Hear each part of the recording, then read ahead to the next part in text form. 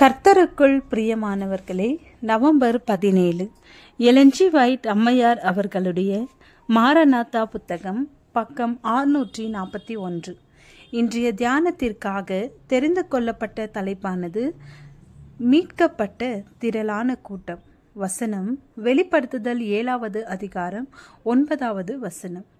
இவைகளுக்கு பின்பு நான் பார்த்தபோது, இதோ சகல ஜாதிகளிலும் கோத்திரங்களிலும் ஜனங்களிலும் பாஷைக்காரரிலுமிருந்து வந்ததும் ஒருவனும் எண்ணக்கூடாததுமான திரளான கூட்டமாகிய ஜனங்கள் வெள்ளை அங்கிகளை தரித்து தங்கள் கைகளில் குருத்தோலைகளை பிடித்து சிங்காசனத்திற்கு முன்பாகவும் ஆட்டுக்குட்டியானவருக்கு முன்பாகவும் நிற்க கண்டேன். எல்லா தரப்பினரும், அனைத்து தேசத்தாரும், ஜாதியாரும், பாஷைக்காரரும், ஜனங்களும் கரையற்ற வஸ்திரங்களோடும் அலங்கரிக்கப்பட்ட கிரீடங்களோடும் தேவனுடைய சிங்காசனத்திற்கு முன்பாகவும் ஆட்டுக்குட்டியானவருக்கு முன்பாகவும் நிற்பார்கள். இவர்கள் மிகுந்த உபத்திரவத்திலிருந்து வந்தவர்கள். தங்கள் அங்கிகளை ஆட்டுக்குட்டியானவருடைய இரத்தத்திலே தோய்த்து வெளுத்தவர்கள் என்றும் தூதன் சொன்னான். ஆண்டவரை காட்டிலும் உலக சந்தோஷங்களை அதிகமாக நேசித்தவர்களும் சுயத்திற்காகவே வாழ்ந்து கீழ்ப்படியாம போனவர்களும் 2 உலகங்களையும் இழந்து போனார்கள்.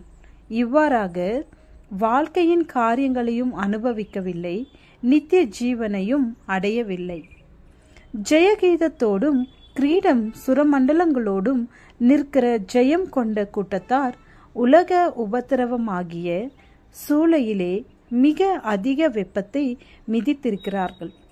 ஆதரவற்றவர்களாக பசியையும் உபத்திரவத்தையும் தாண்டி வந்த இவர்கள் சுயத்தை மறுத்து கசப்பான ஏமாற்றங்களையும் சந்தித்திருக்கிறார்கள். இனி அவர்களை ஒருபோதும் ஏழைகளாகவோ, வருத்தத்தில் இருக்கிறவர்களாகவோ, உபத்திரவப்படுகிறவர்களாகவோ, கிறிஸ்துவின் நிமித்தம் வெறுக்கப்பட்டவர்களாகவோ அல்ல, வெற்றியாளர்களாக நோக்கி பாருங்கள். ராஜாக்களின் உடைகளை காட்டிலும் வெண்மையான பிரகாசமான அவர்களது பரலோக உடைகளை நோக்கி பாருங்கள். விசுவாசத்தினாலே அவர்களுடைய மாணிக்க கற்கள் பதிந்த கிரீடங்களை பாருங்கள். அப்படிப்பட்ட ராஜா முடியை உலகின் எந்த அரசனும் ஒருபொழுதும் அணிந்திருக்கவில்லை.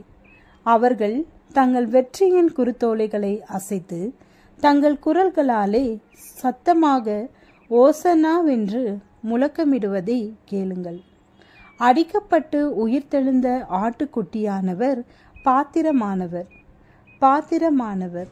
சிங்காசனத்தின் மேல் வீற்றிருக்கிறவருக்கும் ஆட்டுக்குட்டியானவருக்கும் இரட்சிப்பின் மகிமை உண்டாவதாக என்ற இத்தகைய வார்த்தைகளால் பாடிய இனிமையான கீதம் பரலோகத்தை நிறைக்கிறது.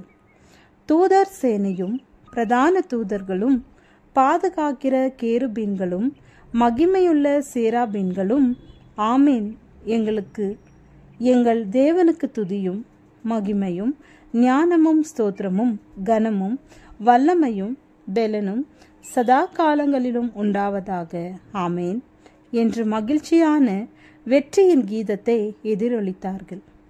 அந்த நாளிலே நீதிமான்களே ஞானவான்கள் என்றும், பாவம் நிறைந்த கீழ்ப்படியாதவர்கள் முட்டாள்கள் என்றும் எல்லோருக்கும் வெளியரங்கமாகும்.